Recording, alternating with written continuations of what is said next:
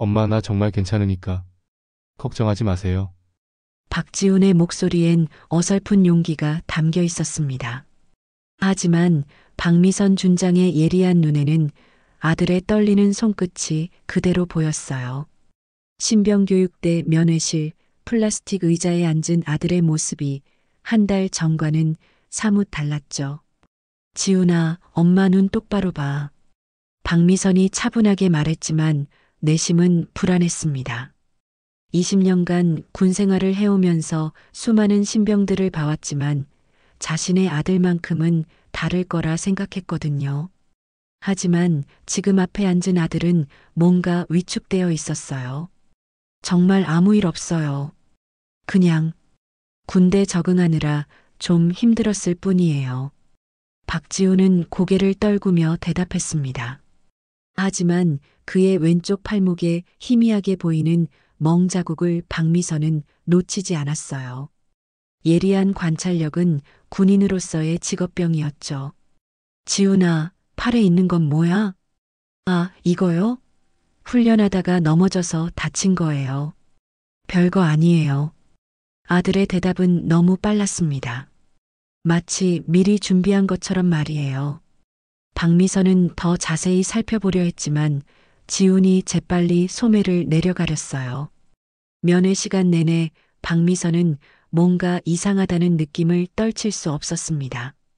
아들이 평소보다 말수가 적었고 눈빛에는 두려움 같은 것이 어려 있었거든요. 특히 분대장 얘기가 나올 때마다 몸을 움츠리는 모습이 신경 쓰였어요. 분대장님은 어떠시니? 네. 아, 이상호 상사님요? 좋으세요. 엄격하시긴 하지만 지훈의 목소리가 점점 작아졌습니다. 그리고 무의식적으로 목 뒤쪽을 만지는 모습을 박미선은 포착했어요. 지훈아, 혹시 너에게 부당한 일이 있으면 언제든 엄마한테 말해. 알겠지? 네, 엄마. 정말 괜찮아요. 하지만 아들의 표정은 전혀 괜찮아 보이지 않았습니다.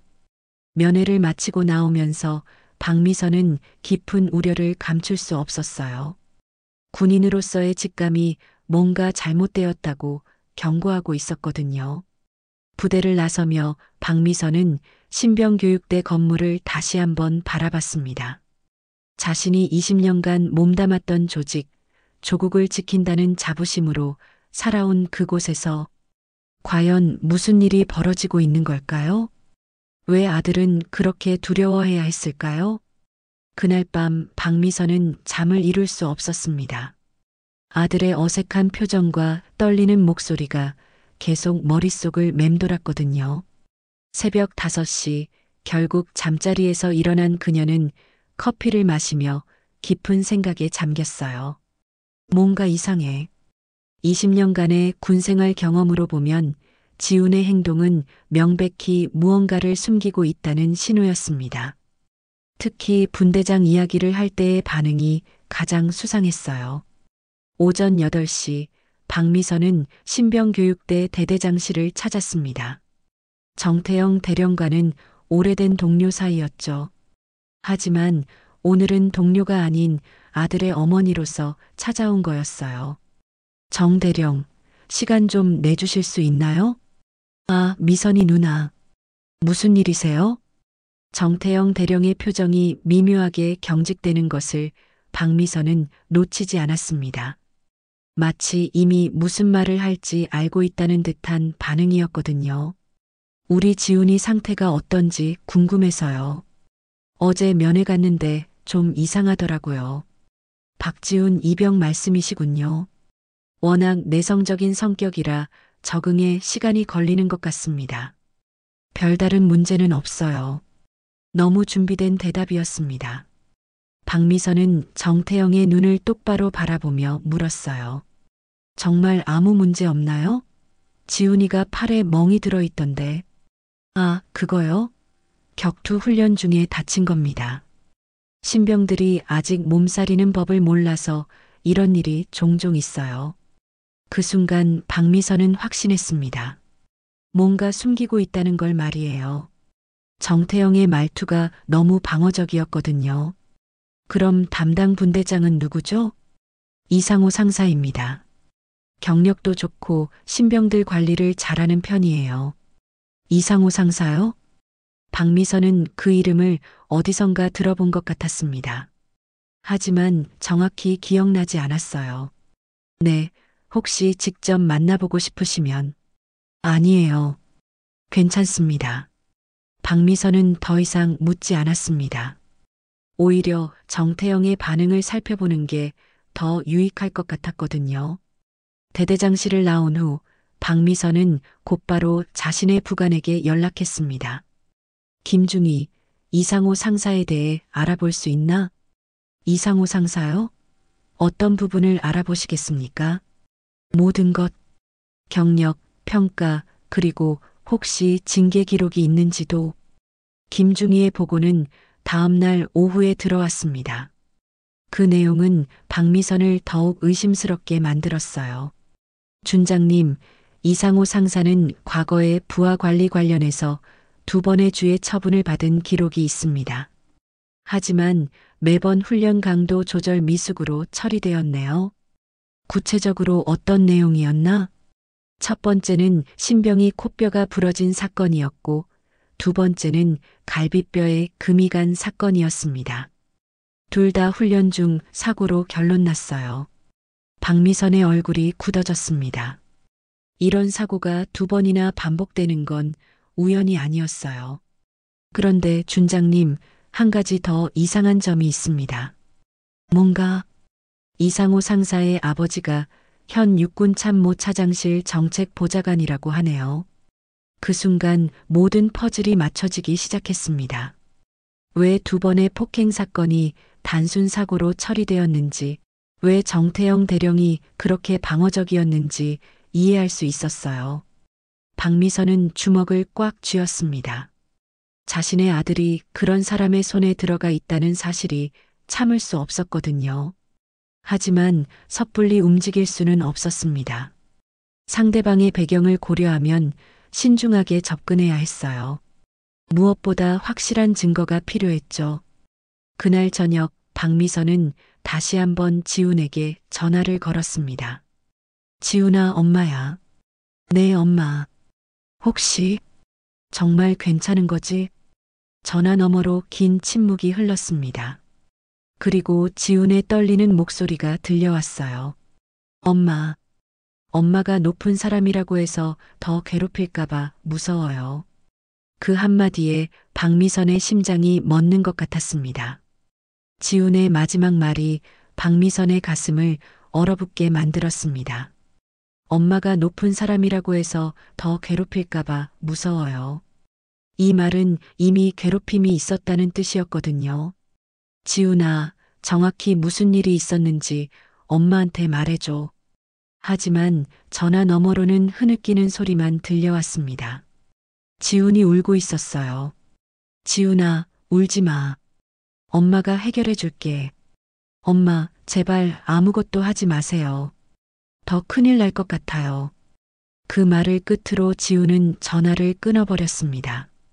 박미선은 휴대폰을 꽉 쥐고 한참을 그 자리에 서 있었어요. 분노와 절망감이 교차했습니다. 다음 날 새벽 박미선은 신병교육대 주변을 둘러봤습니다.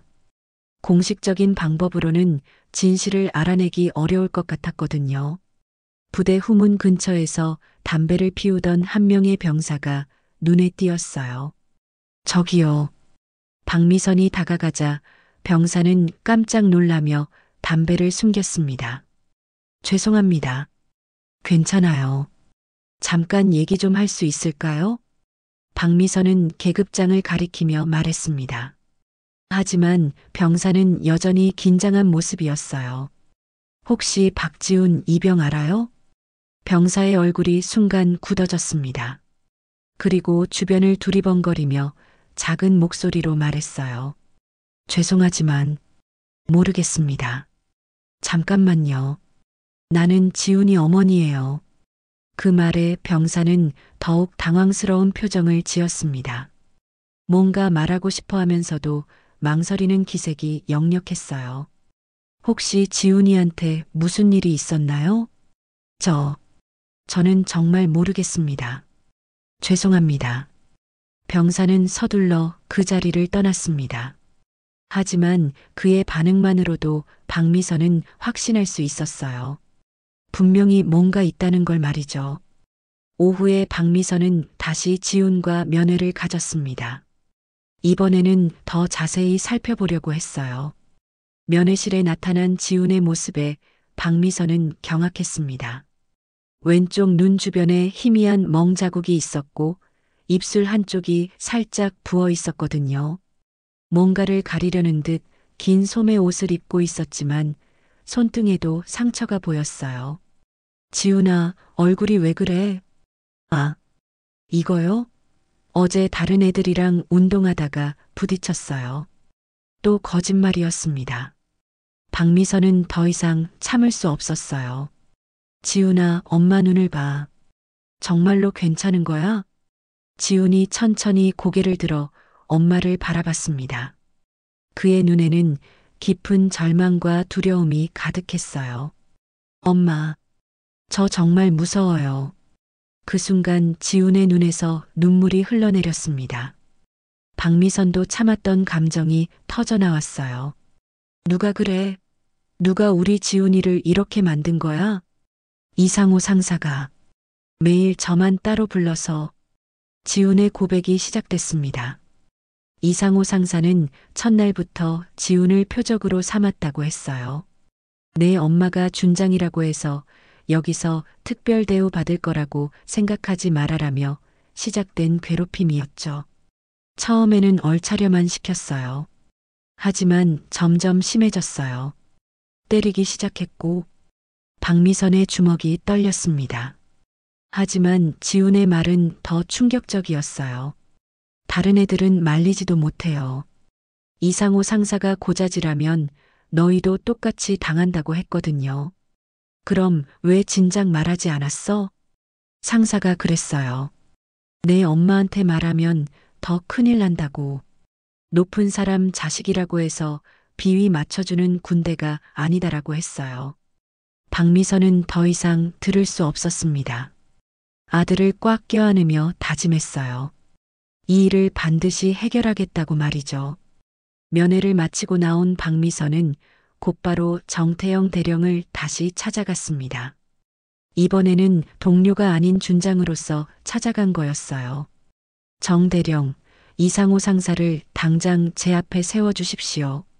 갑자기 무슨, 제가 지금 부탁하는 겁니까? 명령하는 겁니까? 박미선의 목소리에는 냉기가 흘렀습니다. 정태영 대령은 잠시 망설이다가 고개를 끄덕였어요. 10분 후 이상호 상사가 대대장실에 나타났습니다. 키 180cm의 건장한 체격에 거친 인상을 가진 남자였어요. 그는 박미선을 보자 약간 당황하는 기색을 보였지만 금세 태연한 표정을 지었습니다. 이상호 상사, 박지훈 이병을 어떻게 관리하고 있습니까? 열심히 잘 관리하고 있습니다. 준장님. 정말요? 그럼 얼굴에 있는 상처들은 어떻게 설명하시겠어요? 이상호 상사의 눈빛이 순간 차갑게 변했습니다. 그리고 뻔뻔하게 대답했어요. 훈련 중에 다친 것으로 알고 있습니다. 요즘 애들이 워낙 약해서. 그 순간 박미선은 확신했습니다. 이 사람이 바로 아들을 괴롭힌 장본인이라는 걸 말이죠. 이상호 상사의 뻔뻔한 태도에 박미선의 분노가 끓어올랐습니다. 하지만 군인으로서 오랜 경험이 그녀에게 침착함을 유지하라고 속삭였어요. 상사, 다시 한번 묻겠습니다. 박지훈 이병에게 부당한 행위를 한 적이 있습니까? 없습니다, 준장님. 저는 항상 공정하게 지도하고 있습니다. 이상호 상사의 대답에는 조금의 주저함도 없었습니다. 마치 이런 상황에 익숙한 것처럼 말이에요. 그럼 왜 제 아들이 매일 두려워해야 합니까? 신병들이 처음엔 다 그렇습니다. 적응하면 괜찮아질 겁니다. 그때 정태영 대령이 끼어들었어요. 미선이 누나, 이상호 상사는 우수한 부사관입니다. 오해가 있으신 것 같은데. 오해라고요? 박미선이 정태영을 날카롭게 바라봤습니다. 이 순간 그녀는 깨달았어요. 정태영도 이 일에 연루되어 있다는 걸 말이죠. 좋습니다. 그럼 정식으로 조사를 요청하겠습니다. 박미선이 일어서자 이상호 상사의 표정에 미묘한 변화가 일었어요. 처음으로 조금의 불안감이 스쳐 지나갔습니다. 준장님, 그럴 필요까지는. 대령, 제가 언제 의견을 물어봤습니까? 박미선의 차가운 목소리에 대대장실이 순간 얼어붙었습니다. 다음 날 박미선은 상급 부대에 정식 조사 요청서를 제출했습니다. 하지만 돌아온 반응은 예상과 달랐어요. 박 준장님, 잠시 면담을 하고 싶습니다. 사단장으로부터 온 연락이었습니다. 사단장실에 도착한 박미선은 어색한 분위기를 감지할 수 있었어요. 미선이 앉아. 김철수 소장은 평소보다 무거운 표정이었습니다. 사단장님, 제가 제출한 조사 요청서는 어떻게 되고 있습니까? 그 얘기를 하려고 불렀어. 미선이, 이번 일은 좀 조심스럽게 접근해야 할 것 같아. 무슨 말씀이신지 모르겠습니다. 김철수 소장은 한참을 망설이다가 입을 열었어요. 이상호 상사의 아버지가 육군 참모 차장실에서 일하고 있어. 그것도 꽤 높은 자리에. 박미선의 얼굴이 굳어졌습니다. 이미 알고 있던 사실이지만 사단장의 입에서 직접 듣는 것은 달랐어요. 그래서 제 아들이 당한 일은 덮으라는 말씀이신가요? 그런 뜻이 아니야. 다만 좀 더 신중하게 접근했으면 해서. 사단장님, 지금 무슨 말씀을 하시는 건지 알고 계십니까? 박미선의 목소리가 점점 높아졌습니다. 미선이, 진정해. 나도 내 마음은 충분히 이해해. 하지만 조직 전체를 생각해야 하는 입장에서. 조직요? 조직이 개인의 아들보다 중요하다는 말씀입니까? 김철수 소장은 더 이상 말하지 못했습니다. 박미선의 분노가 정당하다는 걸 알고 있었거든요. 사단장님, 만약 제가 조직의 논리에 휘둘려 아들을 포기한다면 저는 더 이상 군인이 아닙니다. 박미선이 일어서며 말했습니다. 그리고 만약 우리 조직이 그런 곳이라면 제가 20년간 몸담을 가치가 없는 곳이겠죠. 사단장실을 나온 박미선은 곧바로 자신의 부관을 불렀습니다. 김중희, 이상호 상사의 과거 징계 기록을 모두 찾아보세요. 그리고 관련 피해자들의 연락처도 알아봐주고요. 네, 준장님. 며칠 후 김중희가 가져온 자료는 충격적이었습니다. 이상호 상사는 지난 5년간 총 6번의 폭행 사건에 연루되어 있었어요. 하지만 모두 훈련 중 사고나 지도 미숙으로 처리되어 있었습니다.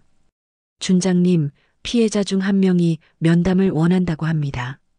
누구죠? 작년에 전역한 김민수 씨입니다.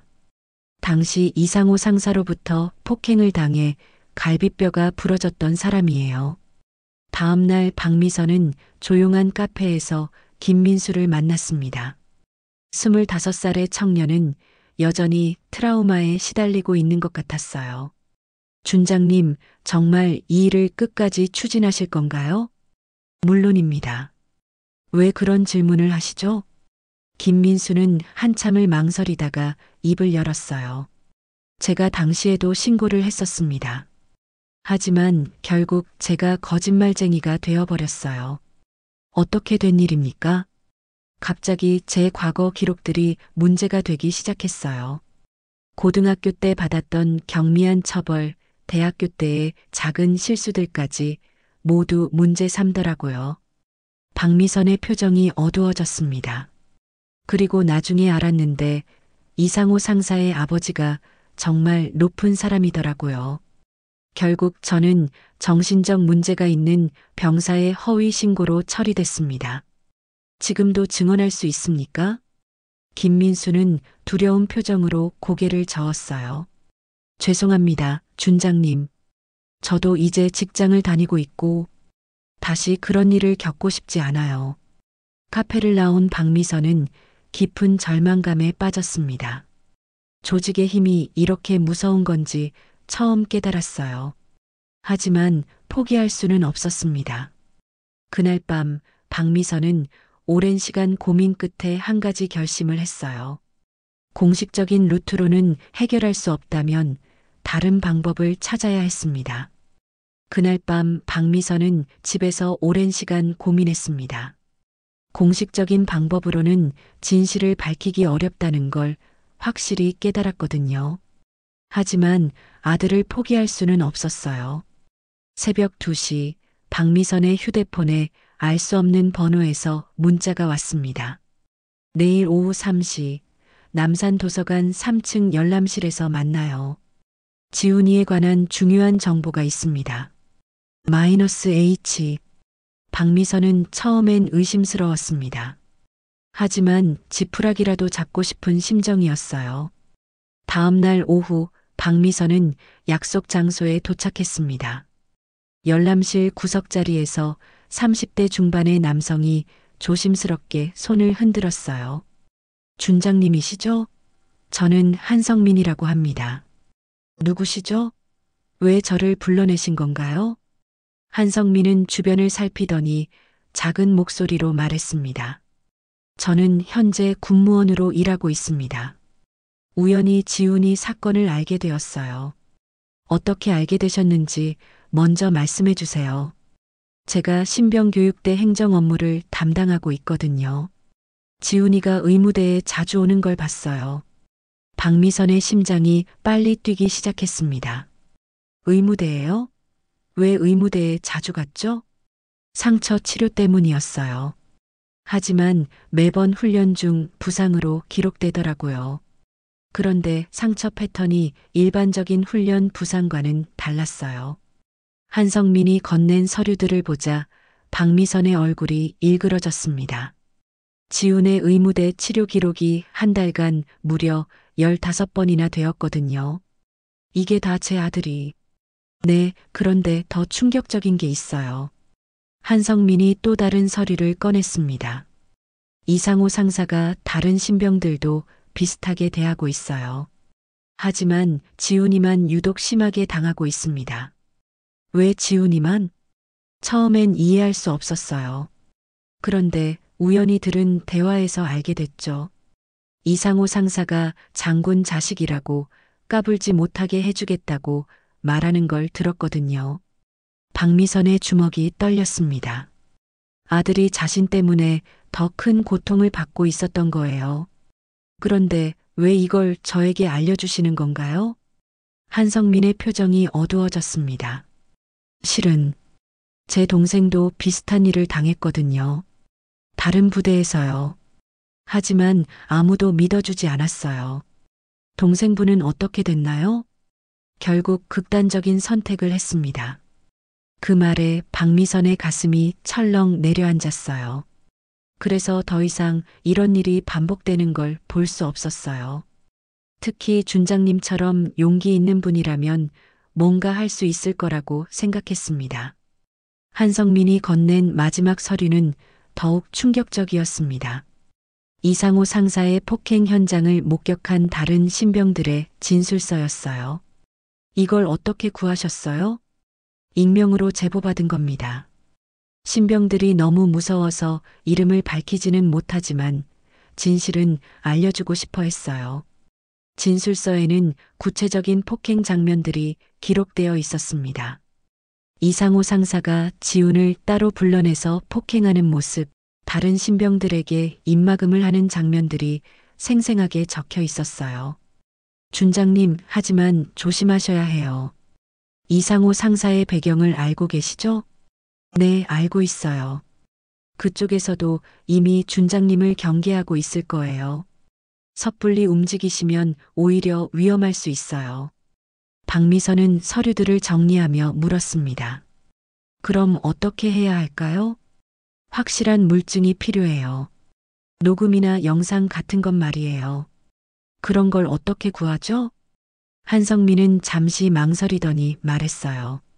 방법이 하나 있긴 해요. 하지만 위험합니다. 어떤 방법이든 상관없어요. 신병교육대에 몰래 녹음 장치를 설치하는 거예요.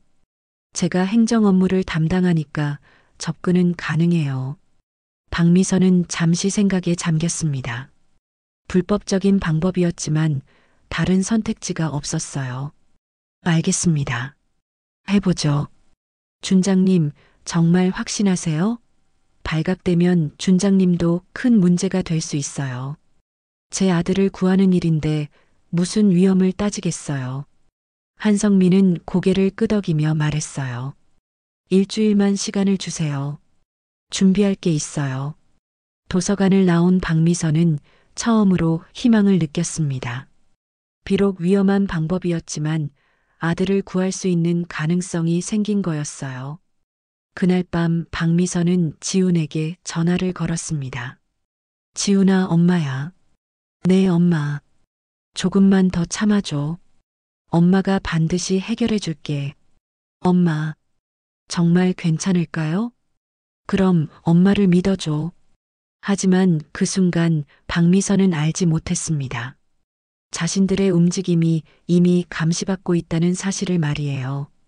일주일 후 한성민은 약속대로 박미선에게 연락했습니다.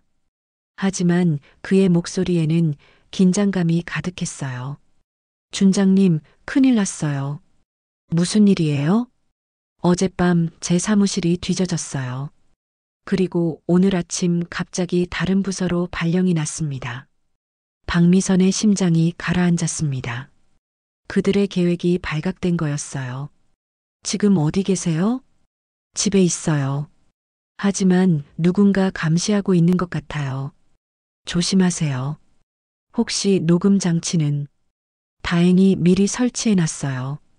오늘 오후에 회수할 예정이었는데 지금 상황에서는 너무 위험해요.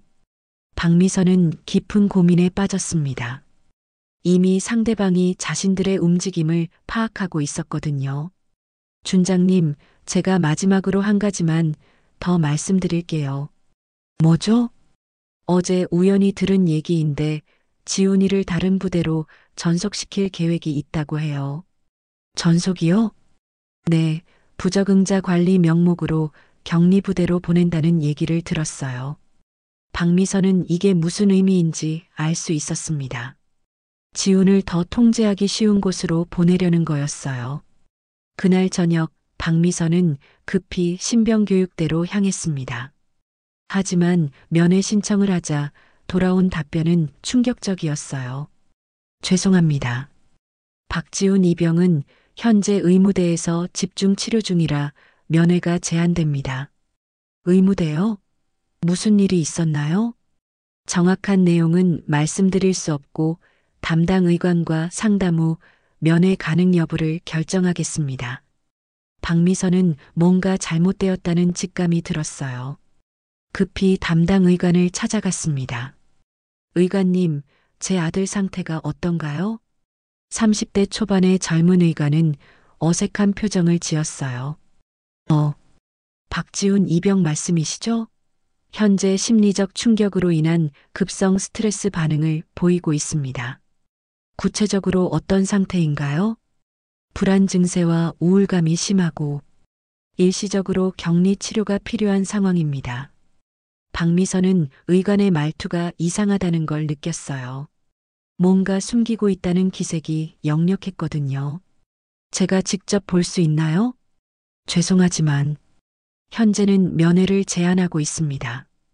저는 아이 어머니인데요. 그래도 의학적 판단에 따라 그 순간 박미선은 확신했습니다. 이것도 계획된 일이라는 걸 말이에요. 의무대를 나온 박미선은 곧바로 한성민에게 연락했습니다. 지훈이가 의무대에 격리됐어요. 예상했던 일이에요. 이제 본격적으로 증거인멸에 들어간 것 같아요. 그럼 녹음 장치는 어떻게 해요? 위험하지만 제가 오늘 밤에 회수해 볼게요. 이게 마지막 기회일 수도 있어요. 그날 밤 11시 한성민은 조심스럽게 신병교육대에 들어갔습니다. 평소 업무 관계로 출입이 가능했지만 이 시간에는 의심받을 위험이 있었어요. 다행히 녹음 장치는 그대로 있었습니다. 하지만 회수하는 순간 뒤에서 목소리가 들렸어요. 거기 누구야? 한성민은 깜짝 놀라 돌아봤습니다. 당직 병사가 손전등을 비추고 있었어요. 아, 저는 한성민 군무원입니다. 급한 서류를 찾으러 왔어요. 이 시간에요? 네, 내일 아침에 급히 필요한 게 있어서. 당직 병사는 의심스러운 눈빛으로 한성민을 바라봤습니다. 하지만 다행히 더 이상 추궁하지는 않았어요. 한성민은 겨우 빠져나와 박미선에게 연락했습니다. 준장님, 성공했어요. 정말요? 네, 일주일치 녹음이 다 들어있어요.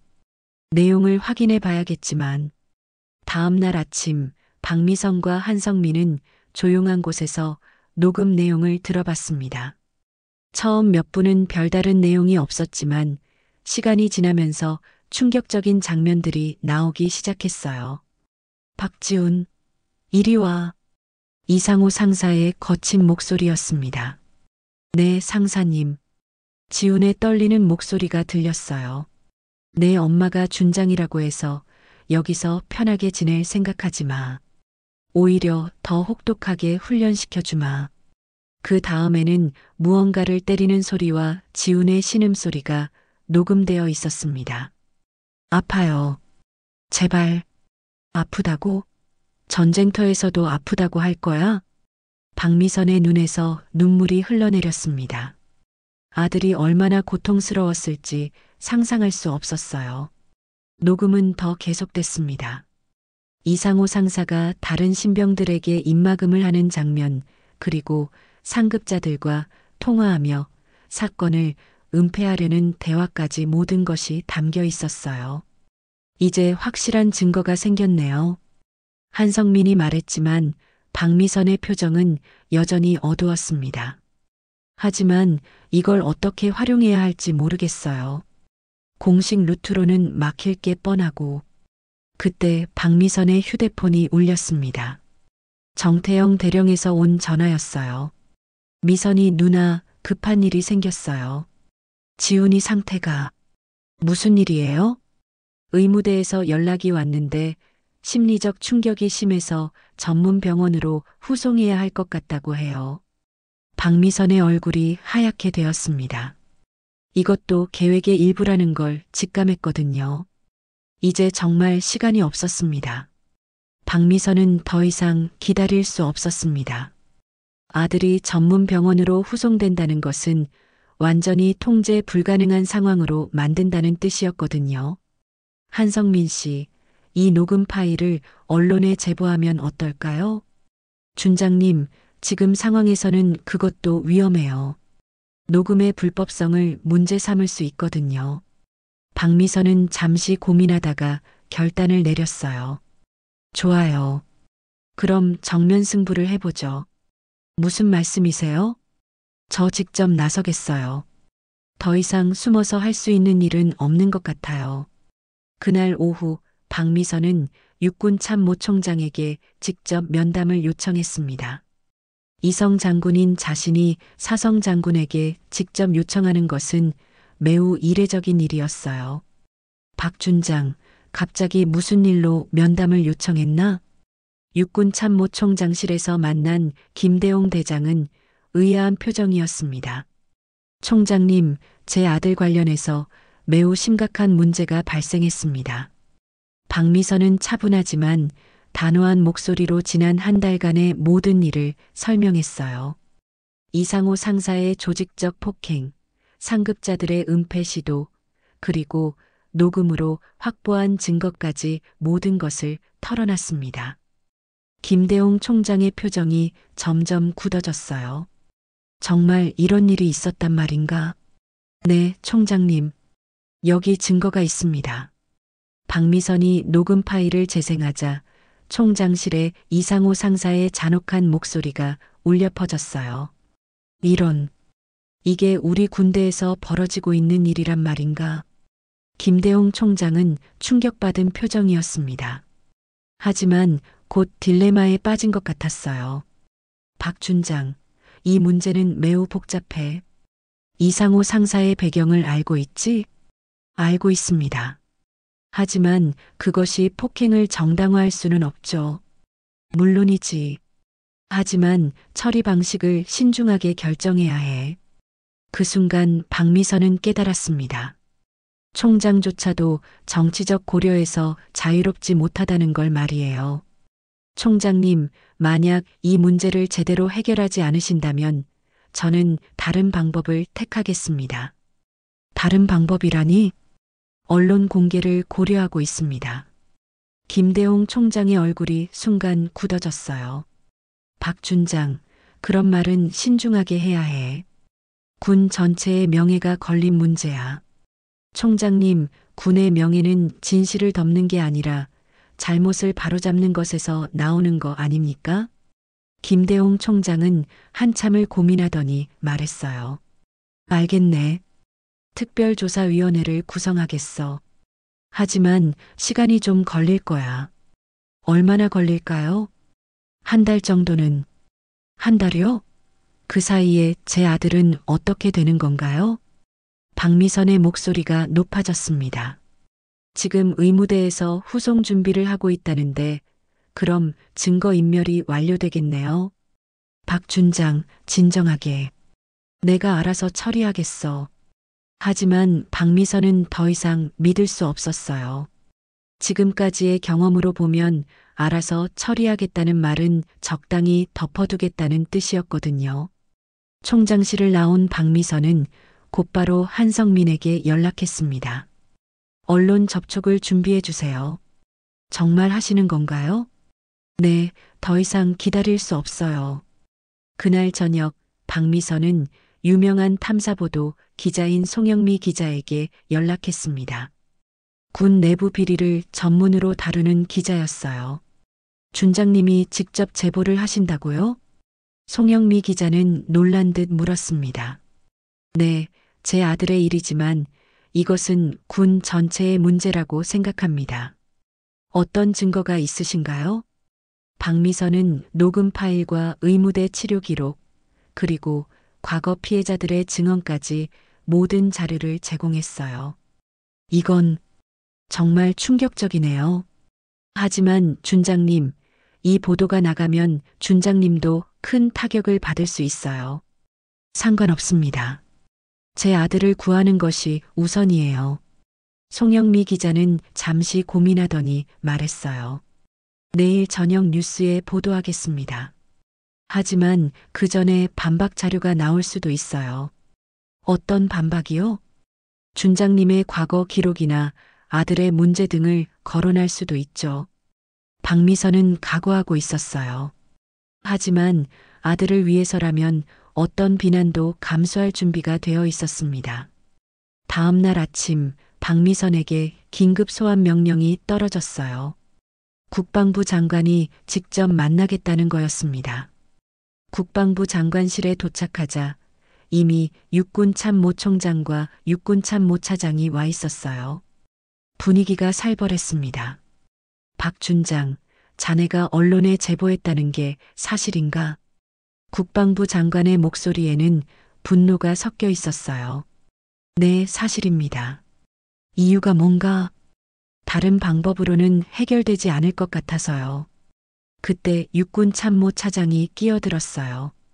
박 준장, 자네가 지금 하고 있는 일이 얼마나 위험한 일인지 알고 있나? 저는 단지 진실을 밝히려고 할 뿐입니다.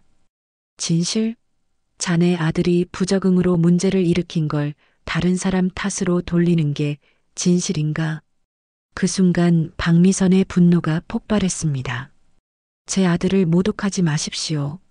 증거가 다 있는데 무슨 부적응이에요?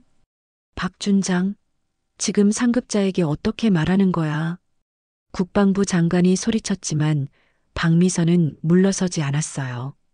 장관님, 만약 장관님 자녀가 이런 일을 당했어도 가만히 계시겠습니까? 그 질문에 장관실이 순간 조용해졌습니다. 오늘 저녁 뉴스가 나간 후에는 모든 것이 달라질 겁니다. 박미선이 일어서며 말했습니다. 이제 정말 돌이킬 수 없는 선택을 한 거였어요. 그날 저녁 9시 전국의 텔레비전에서 충격적인 뉴스가 방송되었습니다. 현직 육군 준장이 자신의 아들이 군내에서 조직적 폭행을 당했다며 직접 제보에 나섰습니다. 박미선 준장은 오늘 본 방송과의 인터뷰에서 송영미 기자의 목소리와 함께 박미선의 인터뷰 장면이 나왔어요. 화면 속 박미선은 군복 대신 검은색 정장을 입고 있었습니다. 저는 오늘 20년간 입었던 이 군복을 벗고 한 명의 어머니로서 이 자리에 섰습니다. 박미선의 목소리는 떨리고 있었지만 단호했어요. 제 아들 박지훈 이병은 지난 한 달간 이상호 상사로부터 지속적이고 조직적인 폭행을 당했습니다. 이는 단순한 개인의 일탈이 아닙니다. 화면에는 의무대 치료 기록과 녹음 파일의 일부가 공개되었어요. 이상호 상사의 폭언과 폭행 소리가 그대로 전해지자 시청자들은 충격에 빠졌습니다.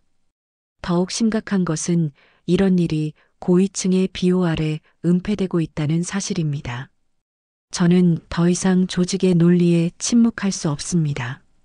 방송이 나간 후 불과 30분 만에 인터넷은 들끓었어요. 포털 사이트 댓글에는 박미선을 지지하는 글들이 쏟아졌습니다. 정말 용기 있는 어머니다. 이런 분이 진짜 군인이다. 군대 악습이 언제까지 계속될 건가. 하지만 반대 의견도 만만치 않았어요. 군기문란이다. 개인 문제를 사회 문제로 만들어서는 안 된다는 댓글들도 올라왔습니다. 방송 다음 날 박미선에게 예상치 못한 연락이 왔어요. 청와대에서였습니다. 준장님, 대통령께서 직접 면담을 원하십니다. 청와대에서 박미선을 맞이한 것은 대통령 비서실장이었어요. 박 준장님, 어제 방송을 봤습니다. 정말 어려운 결정을 하셨군요. 저는 단지 제 아들을 구하고 싶었을 뿐입니다. 대통령께서도 매우 심각하게 받아들이고 계십니다.